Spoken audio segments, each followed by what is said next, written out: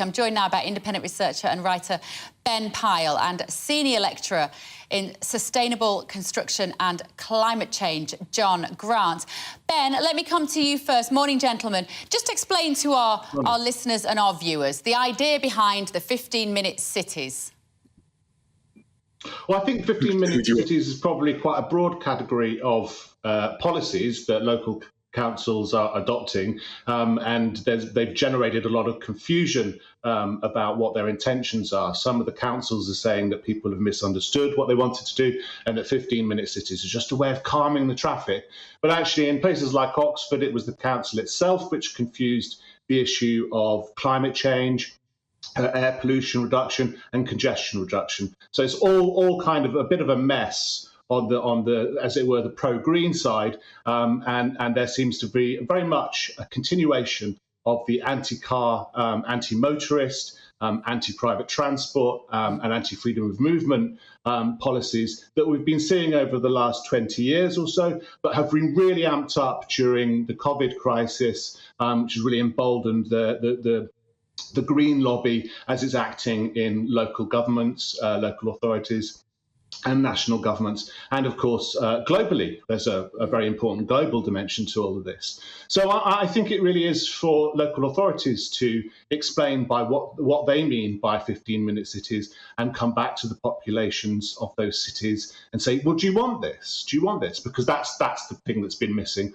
from all this for the duration. Some sort of democratic mandate. John Grant, good to see you again. Let me bring you in. You heard that little girl there talking about the fact that if she cannot be picked up from a play date by her parents, she's going to have to get a bus home in the dark. Is it worth putting children at risk to somehow save the planet in 100 years' time? Well, firstly, it's not 100 years' time. And secondly, there's no one saying you're not allowed to use your car. It's just really annoying when you have to travel much further if you are an essential car user. Nobody's saying that a little girl's life should be put in danger. But you can't. No one is talking about extra cameras. No, but her point is right, though. If I am living in, and I do live in a ULEZ zone, and I'm living in one of those low-traffic neighbourhoods, if I can't take my car down certain roads and I'm forced onto the main arterial roads to pick up my little girl from a house that might only be a short distance away, I have to go round the block and pollute the atmosphere while I'm doing it in my car. It makes no sense. No, what you should do, of course, is to be with her and maybe ideally get home a lot quicker on your bike or walking. How? What, at 10 o'clock at night? Well, then you drive. The roads are going to be a lot quieter on those busier roads anyway, aren't they? So you know, this has got to be dealt with sensibly. We have to reduce the number of vehicles on our roads. One lever is to stop people rat running through urban areas like this, so that you can reduce the pollution and you can make it advantageous to walk or cycle. And this is one of those levers. And it has the advantage of reducing the emissions and the pollution in the air, and also improving for everyone the opportunities to travel to services close to where they live. Ben, this war on the motorist, Ben, is there any evidence at the moment that these low-traffic neighbourhoods, these ULEZ schemes, I know that we are kind of lumping it all in one kind of debate about the car and the demise of the car, but is there any evidence, Ben, to suggest that they do improve air quality in residential areas? Well, I guess if you live in the middle of a street that's now blocked, perhaps you're going to have slightly less air pollution. But what people who live near these places are saying is that along the boundaries of those places, air pollution has been significantly increased. And so I think the health benefits, I mean, Greens talk a great game about creating all these health benefits and improving society. But I think what we've just heard there indicates that they don't really understand how people live, and they haven't really explained to people how they're going to be able to carry on their lives in the way that they've grown accustomed to it. So I think health is a bit of a misleading what do we call it, a red herring or so. Like I think if you were really interested in health, and if policymakers are really interested in health, what they need to do is concentrate on wealth, because we know for sure at every level that you look at this, the relationship between household income and individual income, or household income and healthy life expectancy is they're extremely strongly correlated.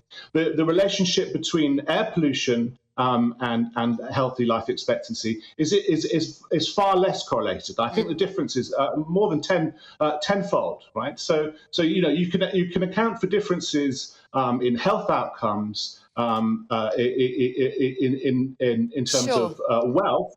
But you cannot do that with air pollution. And so, I mean, it's John, complicated and it's very statistical. But okay, thank you, Ben. John, if I can just say, there are shops closing down in some of these neighbourhoods. Oxford has seen a significant reduction in footfall on the streets, which are being increasingly pedestrianised.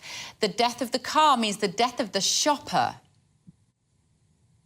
Not local shops. That can't be right. The pedestrianisation. The pedestrianisation of shops. People can't shop when they're sat in their car.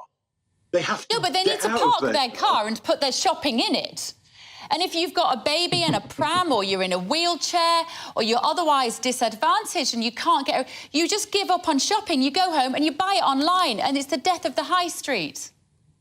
The whole point of the 15-minute city is supposed to be to have local services for local people. The fact that we're in a transition and that those local shops are going to be supported by the local people, you can't just pick a moment in time and say, whilst we're in transition, it's bad. Yes, while we're in transition, it is going to be difficult. This is, as I said, one of many levers that we're going to have to pull on.